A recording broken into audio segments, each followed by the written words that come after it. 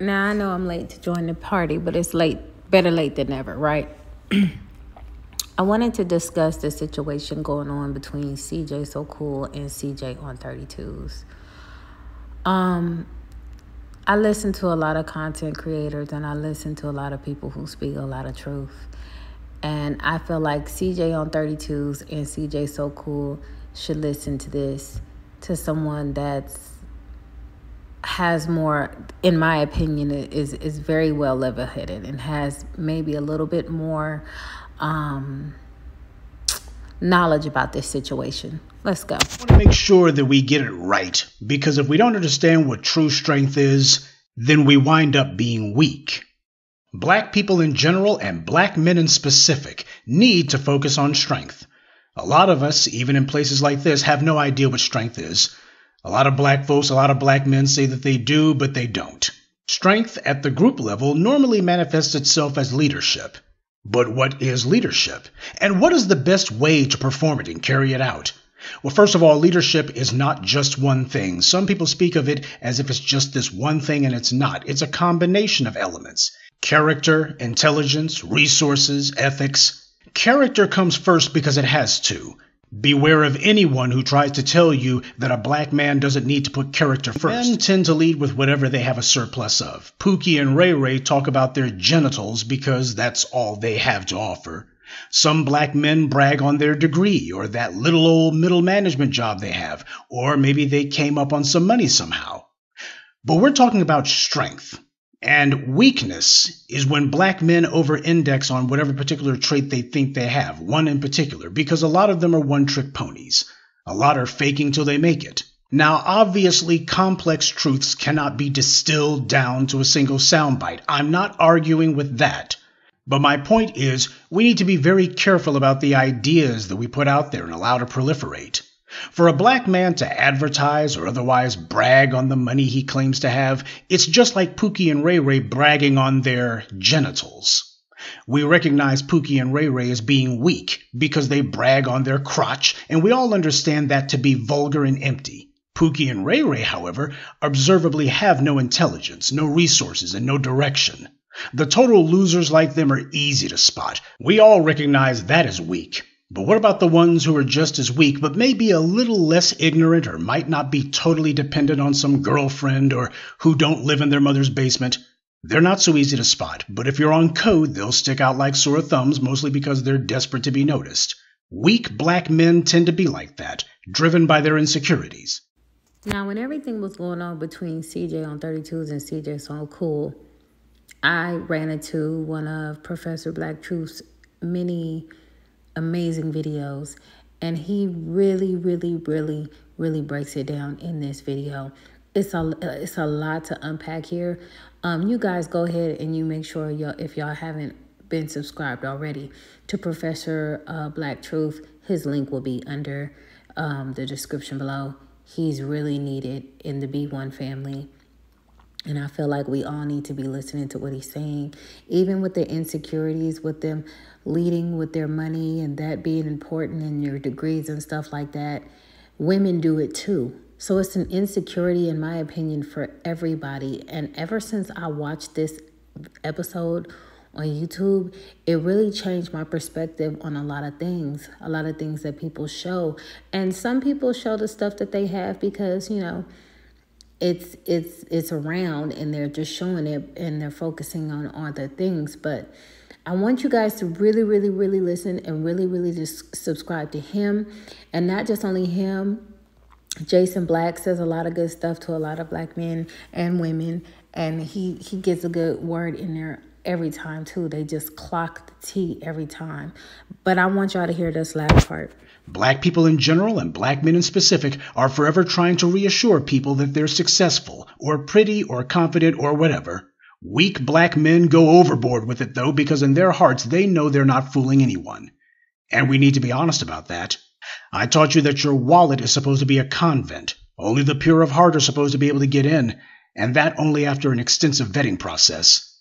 Do you see nuns bragging about their convents? Black people are the only people silly enough to tell everyone exactly how much they're holding. Insecure black men do that. When's the last time Warren Buffett boasted about his money? In my video about Hush Puppy, I explained to you that the vast majority of billionaires are people you've never even heard of.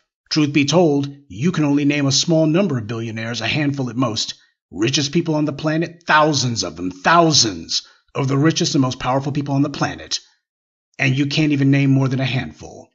See, true power doesn't advertise. True power doesn't flaunt. It doesn't have to. True power doesn't try to convince people of anything. Hush Puppy didn't understand that principle, and now he's in a cell, and it doesn't matter what he doesn't understand. Now, although he was talking about Hush Puppy, I feel like this particular speech can be for everybody. You have someone whose insecurity and overcompensation for his own ignorance compelling him to have to prove that he's something he really isn't. That almost never ends well. There's a phrase I think black men should acquaint themselves with, six-figure simping, or seven-figure simping in the case of some of these dating gurus, many of whom you've seen recently in the news. They're disgraced, exposed, discredited. It didn't have to happen, but their own insecurities and their own weakness that they wouldn't dare admit to made it inevitable. When it comes to relationships of any sort, especially serious ones, leading with your bank account is like telling a boxer to lead with his chin. I know this is going to make one or two weak black men who lurk around these parts very uncomfortable, but I'm going to drag you into manhood kicking and screaming because you got the game all backwards and we don't need others getting messed up too. When someone challenges a weak black man's insecurities, he'll snap and bite and snarl and lash out at them and try to shout them down because he hopes to discourage anyone else from seeing that the would-be emperor is wearing no Gucci. A black man who habitually yells and talks loudly is a weak black man. That is a black man who can't control his emotions. They're like these pulpit pimps. These pork chop preachers yell all the time, and the only thing weaker than their sermons are their morals. They've got cars, they have women who they can lead with the congregation's money. Perhaps we should follow these preachers, right? Does that make any sense? For some, it probably would, though it would never make good sense. Black men who beef aren't builders, and black men who build don't beef. When I tell you I screamed when I heard this message, come on now. I'm going to play it again because some of y'all really, really need to hear this. Black men who beef aren't builders, and black men who build don't beef. Weak black men are always getting into it with people who said nothing about them, but they look to start fights with total randos on the internet anyway. We've been seeing this going on for the better part of 15 years. And we know a specific fat tether that relates to this. This is self-destructive behavior, and we still see it today in places where we shouldn't. Beefing is one of those activities that creates more heat than light. You can burn down a house with it, but it's not going to lead you anywhere. Leadership doesn't brag. It doesn't have to. Any black man who must tell you he is successful is not successful, any more than a man who must say he is a king is a king. True success is secure within itself. It has nothing to prove. Success has no need to impress. In fact, successful people build walls to keep everyone else out. They don't want you to know what they have. Power is not inclusive. It's exclusive, especially with information about itself. Success, I'm talking about true success, acts very differently than insecurity. Insecurity tries to convince people it is successful because it's not really convinced itself. Success, on the other hand, doesn't care what you think and prefers to keep you in the dark. That's because knowledge will always rule over ignorance. Sun Tzu said that the best way to protect yourself from enemies is to have that which cannot be attacked. When someone is always talking about what they have, how much and where it is, that's not secure at all. We see rappers doing it all the time, and most of them are broke. Their record labels got all of the money that they would have had. It's a story as old as the Bible. You got a black man who brags on himself and what he claims to have. That's a black man who's unstable and self-destructive. I don't care how smart he may try to seem. There's a cottage industry of black men desperately trying to seem like the smartest person in the room, from investment experts to dating gurus. We see them online all the time now. Many of them predictably wind up in a scandal or in handcuffs, and those are the lucky ones. A number of them wind up dead.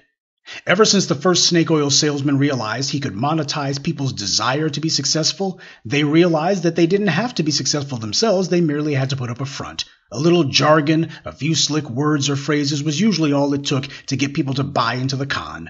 It's been going on in earnest since the 1980s. Today's success gurus are merely the digital age equivalents of the 1980s infomercial televangelists.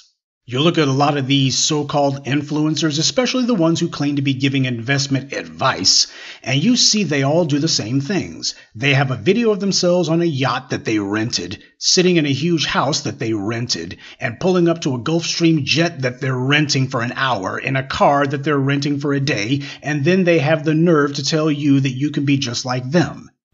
I'm telling you, this message goes for a lot of people, not just CJ So Cool and CJ on 32s. I hear a lot of people in this message. If you take their course. Seems everyone's pimping some course, usually about real estate or making money off the stock market, but the scam is the same. Give me some money and I'll tell you how to get rich. Doesn't take much imagination, though, to figure out that these gurus make their money off the courses they sell. A shock. A strong black man leads with his character. His resources are the result of his intelligence. But the true treasure is, this is a man of integrity. This is a man whose words and deeds occupy the same space. This is a man who's looking to build people up, not looking to BS them over. Weak black men, of course, make it a point to discount this fact because they're deficient in the character department. Pookie and Ray Ray lean on their bedroom prowess because that's all they have. That kind of weak black man tries to use his perceived success in the bedroom as his basis for leadership because that's the only skill he's cultivated. He wants men to follow him because women do. That's totally backwards. That's not a leader. That's a Pied Piper. You're supposed to grow out of that kind of behavior in middle school, but sadly, a lot of us grow older, though never grow up. Some black people simply never learn to overcome their own insecurities. And the black man who talks about his W-2 as his basis for leadership will lean entirely on that until you mention somebody who has more money and ask, well, why shouldn't we follow them? Then it becomes a discussion about character, which is what it should have been from the very beginning. As black men, we are the leaders of our community, but we won't be leading anyone anywhere if we ourselves are wrong. So let's forward a conversation that's actually rooted in reality, one that actually has the balance that truth requires. Run silent, run deep. The operative term there being silent. Lead with your head because money can't think, but act with your resources because that has the greatest impact. Don't brag, boast, or yell. Talk is cheap, but talking too much is expensive. Strength, true strength, doesn't brag, doesn't boast, it's not loud, in fact it's not even big or noisy, and it certainly isn't flashy. Strength is simply effective. Ignoring that reality is the weakest move of all. Good day, and be one. When I tell you this video touched me in so many ways, it's insane. And it's not even all of it. This is just a little bit of it. Y'all want to get all of it? Go ahead, hit the link and subscribe to Professor Black Truth. It'll be in the description below. Y'all let me know what y'all think in this situation and if I'm right on the money about what I'm saying about the situation with CJ So Cool and CJ on 32s. I feel like this was very relevant to their situation in a lot of ways and to a lot of other people too. All right, I'm out. No hyena zone. Anti-hyena zone.